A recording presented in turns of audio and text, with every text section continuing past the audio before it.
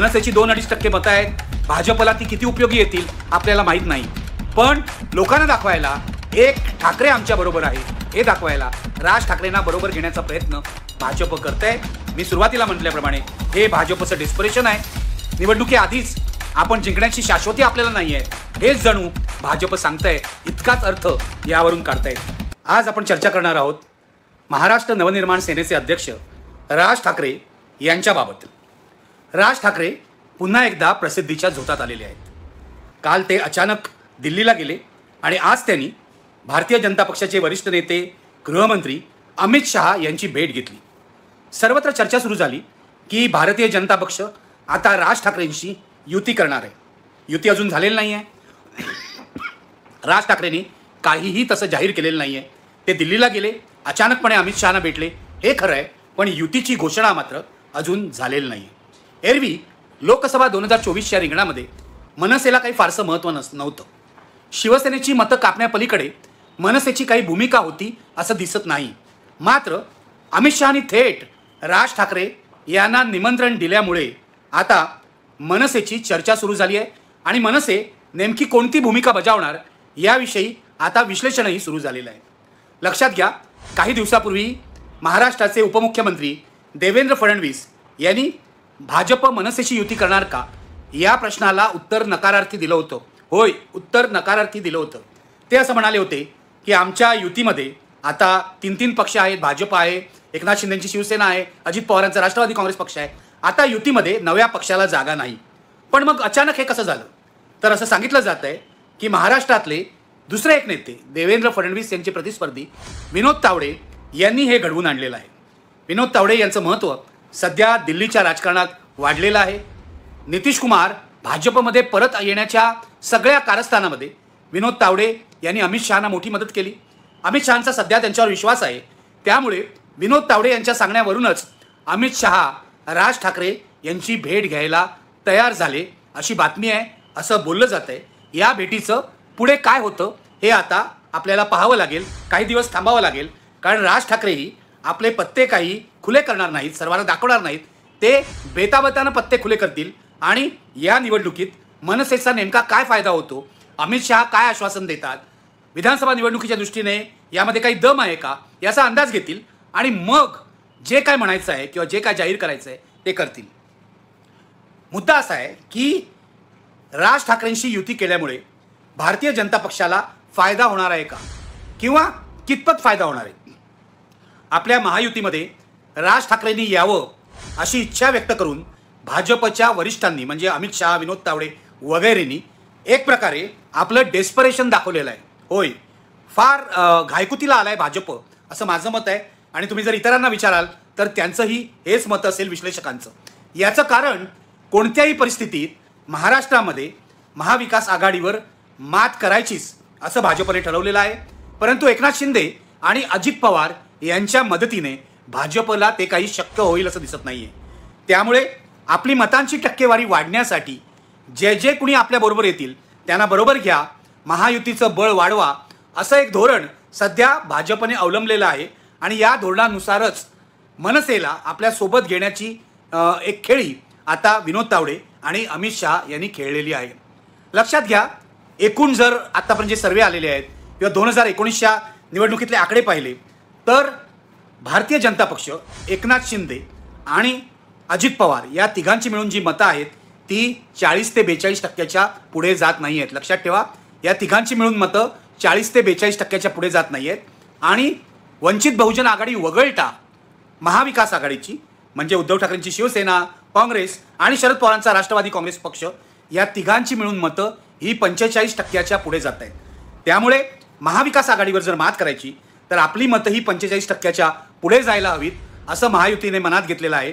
त्यामुळेच मनसेला आता आपल्याबरोबर घेऊया, जो काय फायदा होतो तो फायदा करून घेऊया असं डेस्परेशन त्यांचं सुरू झालेलं आहे. तुमच्या माहितीसाठी सांगतो की जसं कायम म्हटलं जातं की वंचित बहुजन आघाडीची महाराष्ट्रामध्ये म्हणजे गेल्या विधानसभा निवडणुकीला 4% मतं होती. आता ती 3.60% म्हणजे 3.60% आहेत असं नव्या सर्वेनुसार स्पष्ट होत आहे. मात्र मनसेची मतं किती आहेत हा एक संशोधनाचा विषय होईल. 2019च्या विधानसभा निवडणुकीमध्ये मनसेला 2.5% मतं मिळाली होती. ही मतं या निवडणुकीला कायम राहतील की नाही आपल्याला माहीत नाही. 2.5%ची 2% होतात की 2.5%ची 3% होतात हेही आपल्याला माहीत नाही. पण आपण असं गृहीत धरूया की मनसेची मतं साधारणपणे 2 ते 2.5% आहेत. ही 2.5% जर भाजपला मिळाली तर भाजपची बाजू बळकट होते का हे तपासण्याची गरज आहे. पण हेच तपासताना दुसऱ्या बाजूला भारतीय जनता पक्ष एकनाथ शिंदे आणि अजित पवारांवर जो अविश्वास दाखवतोय तो अविश्वास ठळकपणे पुढे येतोय. तुम्हाला जर राज ठाकरे बरोबर पाहिजे असतील, तुम्हाला जर मनसे बरोबर पाहिजे असेल तर हे तुम्ही कबूल करताय की एकनाथ शिंदे आणि अजित पवार यांची सोबत पुरेशी नाही आहे. एकनाथ शिंदे आणि अजित पवार महायुतीला बळकट बनवू शकत नाही आहेत. म्हणून मनसेचे 2-2.5% मतं तुम्हाला हवी आहेत असा त्याचा अर्थ होतो. एका दृष्टीने हा एकनाथ शिंदे आणि अजित पवार यांच्यावर अविश्वास आहे, लक्षात ठेवा. मी सातत्याने तुम्हाला सांगतोय, सातत्याने अनेक व्हिडिओमध्ये मी तुम्हाला सांगितलं की अधिकृत शिवसेना म्हणून एकनाथ शिंदेच्या शिवसेनेला मान्यता मिळालेली आहे. अधिकृत राष्ट्रवादी काँग्रेस पक्ष म्हणून अजित पवारांच्या राष्ट्रवादी काँग्रेस पक्षाला मान्यता मिळाली आहे. तरी लोकांच्या मनातून या पक्षांना खऱ्या अर्थाने मान्यता मिळालेली नाही आहे. लोकांच्या मनात या पक्षांना अजिबात स्थान मिळताना दिसत नाही आहे. त्यामुळे या दोघांची मिळून जी टक्केवारी आहे ती 9%च्या वर, 8 ते 9%च्या वर जाताना दिसत नाहीये. म्हणजे भाजपचे 30 ते 32% आणि यांचे 8% असे 40-42% यांच्यामध्ये येत आहेत. मुंबईमध्ये तर गडबडच होते मोठी. मुंबईमध्ये एकनाथ शिंदे यांच्या शिवसेनेवर विश्वास ठेवायला भाजप अजिबात तयार नाही. त्यामुळे मुंबईच्या 6 जागांपैकी 5 जागा आम्हीच लढणार असा आग्रह भाजपने चालवला आहे.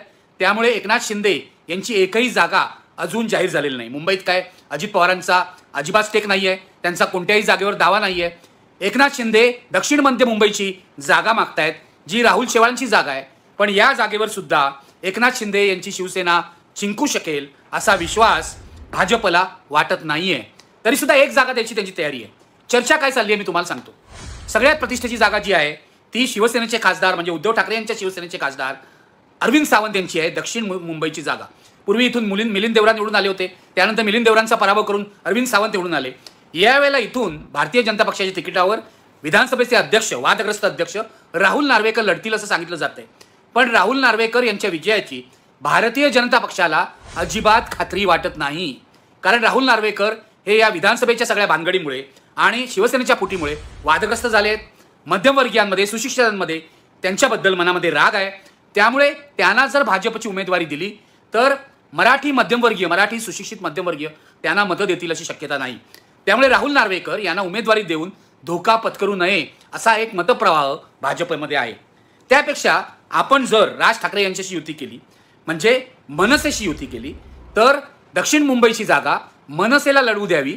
तिथे जर बाळा नांदगावकर उमेदवार असतील तर बाळा नांदगावकर हा मनसेचा लोकप्रिय चेहरा आहे. त्यामुळे उद्धव ठाकरे यांच्या शिवसेनेची म्हणजे अरविंद सावंत यांची मतं कापायला त्यांचा उपयोग होऊ शकेल. राहुल नार्वेकर यांच्यापेक्षा मराठी समाजाची जास्त मतं बाळा नांदगावकर घेऊ शकतील अशी चर्चा चालू आहे. त्यामुळे राहुल नार्वेकर यांना तिकीट देण्यापेक्षा ही जागा मनसेला द्यावी, बाळा नांदगावकर यांना लढवावी लागावी आणि मनसे विरुद्ध उद्धव ठाकरेंची शिवसेना अशी लढत करावी असा एक विचार भाजपमध्ये चालला आहे. आता जे मनसे बरोबर बोलणी चालू आहेत त्यामध्ये हाही एक मुद्दा असण्याची शक्यता आहे. दुसरी गोष्ट तुम्हाला सांगतो, भाजप मनसेचा वापर आणखी एका प्रकारे करण्याचा प्रयत्न करतोय. तो असा की मनसेला आतमध्ये घेतलं की राज ठाकरे आतमध्ये येतात. राज ठाकरे आहेत, त्यामुळे उद्धव ठाकरेंना उत्तर द्यायला आमच्याकडे सुद्धा एक ठाकरे आहेत. एकनाथ शिंदे हे काही बाळासाहेब ठाकरेंचे त्या अर्थाने वारसदार ठरत नाहीत, पण उद्धव ठाकरेंच्या विरोधात उभं करायला आमच्याकडे राज ठाकरे आहे असं निदान भाजपला दाखवायला तरी होईल. दुसरी गोष्ट म्हणजे राज ठाकरे हे उत्तम प्रचारक आहेत. तुम्हाला माहिती आहे 2019ला त्यांचं लाव रे व्हिडिओ या सभा खूप लोकप्रिय झाल्या होत्या. त्यावेळेला ते मोदींच्या विरोधात प्रचार करत होते, प्रभावी प्रचार करत होते, काँग्रेस राष्ट्रवादीच्या बाजूने प्रचार करत होते. आता त्यांची बाजू नेमकी उलटी आहे, ते भाजपच्या बाजूला आहे. त्यामुळे उद्धव ठाकरेंच्या विरोधात प्रचार करण्यासाठी राज ठाकरेंचा आपल्याला उपयोग करता येईल हाही विचार भाजपवाले करतायत. दुसरा एक मुद्दा, एकनाथ शिंदेंवर दबाव टाकण्यासाठीही राज ठाकरेंचा भाजप उपयोग करणार आहे. मध्यंतरी राज ठाकरे कल्याणला गेले होते आणि कल्याणमध्ये एकनाथ शिंदे यांचा मुलगा श्रीकांत शिंदे हा खासदार आहे. ही जागा वादग्रस्त आहे. भारतीय जनता पक्षाचे कार्यकर्ते श्रीकांत शिंदे यांच्या विरोधात आहेत, तरी सुद्धा ही जागा आपल्याला मिळाली पाहिजे असा श्रीकांत शिंदे आणि एकनाथ शिंदे यांचा आग्रह आहे. पण भाजपने मध्येच एक पिल्लू सोडलं की ही जी कल्याणची जागा आहे ही मनसेलाच देऊन टाकावी.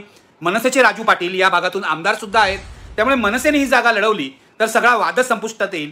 अशा प्रकारे परस्पर पावणे तेरा ज्याला म्हणतात, म्हणजे मनसेचं पिल्लू सोडून द्यायचं एकनाथ शिंदे यांच्या गोटामध्ये आणि एकनाथ शिंदे आणि भाजप असा जो संघर्ष सुरू झाला आहे तो मनसेकडे वळवायचा असा एक हुशार प्रयत्न, चलाक प्रयत्न, चतुर प्रयत्न हा सुद्धा भाजप करू शकतो. या सगळ्या चर्चा ते लक्षात घ्या. अमित शहा आणि राज ठाकरे यांची जी बैठक झाली ती केवळ 20 मिनिटं झाली. 20 मिनिटात फारशी काही चर्चा होत नाही हे तुम्हाला आम्हाला समजू शकतं. मात्र राज ठाकरे यांची महत्त्वाची चर्चा जी झालेली आहे ही विनोद तावडे यांच्याशी झालेली आहे. राज ठाकरे यांना लोकसभेला किती जागा मिळतात हे महत्त्वाचं नाही आहे. याचं कारण राज ठाकरे यांचा खरा रस लोकसभेत नाही आहे. मात्र भाजपकडून त्यांना विधानसभेला आणि महानगरपालिकेच्या निवडणुकीमध्ये नेमकं काय मिळणार याचं आश्वासन त्यांना आजच हवं असणार आणि ते मिळालं तरच राज ठाकरे उघडपणे अधिकृतपणे भाजपबरोबर जाण्याचा विचार करू शकतात. मित्र, 2006-07 साली राज ठाकरेंनी मनसेची स्थापना केली. तुम्हाला आठवतंय 2009ची निवडणूक असो, 2014ची निवडणूक असो, सुरुवातीला त्यांची लोकप्रियता फार टिपेला पोचली होती. सुरुवातीला त्यांना यशही चांगलं मिळालं. महानगरपालिका निवडणुकीमध्ये यश चांगलं मिळालं. मुंबई, पुणे, नाशिक या तिन्ही शहरात चांगलं यश मिळालं. 2009 साली त्यांचे 13 आमदार निवडून आले. मात्र या आमदारांचा प्रभाव पडला नाही. विरोधी पक्ष म्हणून मनसेने फार मोठं काम केलं असं दिसलं नाही. एक टोल नाक्यांविरोधातलं आंदोलन सोडलं तर जनतेच्या प्रश्नावर प्रभावी आंदोलनं मनसेने केली नाहीत. त्यानंतर 2014 नंतर मनसेची जी सगळी भूमिका आहे ती कायम गोंधळाची राहिलेली आहे. कधी मोदींच्या बाजूला, कधी स्वतंत्रपणे, कधी मध्ये, अशी ती भूमिका आहे. राज ठाकरे आपली राजकीय भूमिका नेमकी ठरवू शकत नाहीत अशी त्यांच्यावर टीका होते. 2019ला ते मोदींच्या विरोधात होते. त्यानंतर ईडीची चौकशी झाली. ईडीची चौकशी झाल्यावर राज ठाकरे घाबरून मोदींच्या बाजूला आले असाही आरोप जाहीरपणे करण्यात आलेला आहे. आता तर ते उघडपणे जर भाजपशी युती करतील तर मनसेचा पुढचा प्रवास काय असणार आहे हा खरा विचारण्यासारखा प्रश्न आहे. मनसेला महाराष्ट्राच्या राजकारणात एक स्वतःची जागा निर्माण करण्याची संधी होती. ती संधी मनसेने गमावलेली आहे. आता मोठ्या पक्षांच्या सावलीत राहणारा, मोठ्या पक्षांना थोडाफार फायदा करून देणारा, मोठ्या पक्षांना जो फायदा करून देतोय त्याच्यावर आपला फायदा उपटणारा असा एक छोटा पक्ष, अशी मनसेची अवस्था आहे. मनसेच्या कार्यकर्त्यांचं मनोबळ सुद्धा फारसं चांगलं आहे असं दिसत नाही. राज ठाकरे सभा घेतात, राज ठाकरेंचं भाषण उत्कृष्ट आहे, राज ठाकरे लोकांची करमणूक करतात, राज ठाकरेंच्या सभांना गर्दी होते. हे जरी खरं असलं तरी महाराष्ट्रात विरोधी पक्षाचं ठोस राजकारण करण्यात राज ठाकरे अपयशी ठरलेले आहेत. कधी त्यांचा काँग्रेसने उपयोग करून घेतला, कधी त्यांचा राष्ट्रवादी काँग्रेसने उपयोग करून घेतला, कधी त्यांचा आणखीन कोणी उपयोग करून घेतला. प्रामुख्याने उद्धव ठाकरे यांच्या शिवसेनेची स्पर्धा असल्यामुळे शिवसेनेची मतं कापायला मनसेचा कसा उपयोग करता येईल याचा प्रत्येक पक्षाने विचार केला. आता याही वेळा भारतीय जनता पक्ष त्याच दृष्टीने मनसेचा विचार करते. भाजपला हे करू द्यायचं की नाही याचा निर्णय राज ठाकरेंनी घ्यायचा आहे. राज ठाकरे म्हणतात राजकारणामध्ये पेशन्स हवा, राजकारणामध्ये वाट बघण्याची तयारी हवी. पण राज ठाकरे 2006 पासून आजपर्यंत वाटच बघतायत, खूपच वाट बघतायत आणि त्यातून काही निघालेलं नाही आहे. यावेळेला राज ठाकरे भाजपच्या तंबूत जातील तर त्यांची ती एक नवी भूमिका ठरेल. आजपर्यंत अप्रत्यक्षरित्या ते शिवसेनेची मतं कापून भाजपला मदत करत होते, आता उघडपणे करतील एवढंच. मात्र एक गोष्ट तुम्हाला सांगतो, यावेळच्या निवडणुकीत समीकरणं बदललेली आहेत. शिवसेनेचा जुना जो मतदार आहे तो त्यांच्याबरोबर आहे, पण त्यासोबत मुस्लिम मतदार, बहुजन मतदार त्यांच्यासोबत जोडला गेलेला आहे. काँग्रेसचा मतदार आपली मतं शिवसेनेकडे ट्रान्सफर करेल, राष्ट्रवादीचा मतदार आपली मतं शिवसेनेकडे ट्रान्सफर करेल आणि शिवसेनेचा मतदार काँग्रेस आणि राष्ट्रवादीकडे आपली मतं ट्रान्सफर करेल. असा सगळा खेळ यावेळेला होणार आहे. त्यामुळे यावेळेला महाराष्ट्रातल्या राजकारणातली परंपरागत गणितं जी आहेत ती सुद्धा बदलणार आहेत. त्यामुळे 20+20 40 असा हिशोब करून चालणार नाही. मनसेची 2-2.5% मतं आहेत. भाजपला ती किती उपयोगी येतील आपल्याला माहीत नाही. पण लोकांना दाखवायला एक ठाकरे आमच्या बरोबर आहे हे दाखवायला राज ठाकरेंना बरोबर घेण्याचा प्रयत्न भाजप करतंय. मी सुरुवातीला म्हटल्याप्रमाणे हे भाजपचं डेस्परेशन आहे.